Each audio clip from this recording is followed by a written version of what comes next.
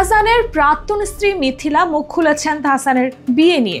সম্প্রতি এক সাক্ষাৎকারে তাহসানের বিয়ে নিয়ে প্রশ্ন করা হলে মিথিলা জানিয়েছেন, এটা যার যার ব্যক্তিগত বিষয়, এটা আমারও কোনো ব্যক্তিগত বিষয় না যে আমি কথা বলবো।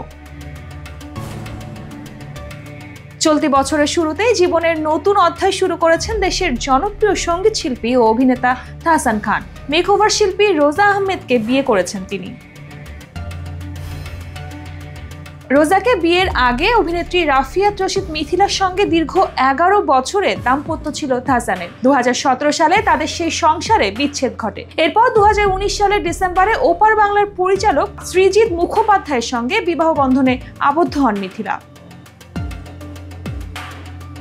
প্রাক্তনের বিয়ের পর মিথিলার প্রতিক্রিয়া কি ছিল সেটা জানতে ব্যাপক আগ্রহী ছিলেন ভক্তরা, কিন্তু তাহসানের বিয়ে নিয়ে শুরু থেকেই নীরব ছিলেন এই অভিনেত্রী। এমনকি সাবেক স্বামীর প্রতি কোনো শুভেচ্ছা বার্তাও পাঠাননি তিনি।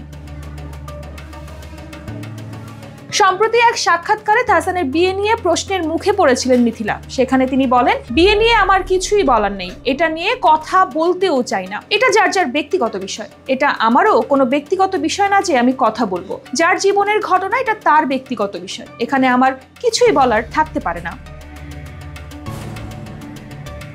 এর আগে মিথিলা এক সাক্ষাৎকারে বলেছিলেন, বিচ্ছেদ হয়ে গেলেও তাহসানের সঙ্গে তার বন্ধুত্ব রয়েছে। অভিনেত্রী মনে করেন, সন্তান থাকলে তার স্বার্থ আগে দেখতে হবে, সন্তানের মানসিক স্বাস্থ্য সবার আগে।